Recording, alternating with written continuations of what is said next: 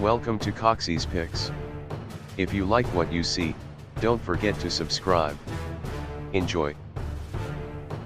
Hello everyone. Here is a new acquisition.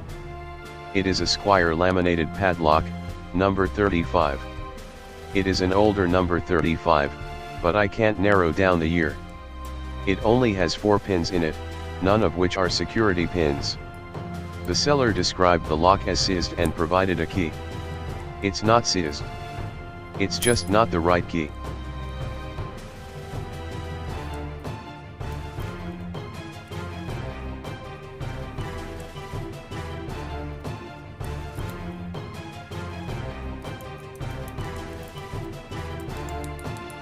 Due to its age, this Squire doesn't feature the latest anti-pick methods used by Squire and is easily raked and rocked open.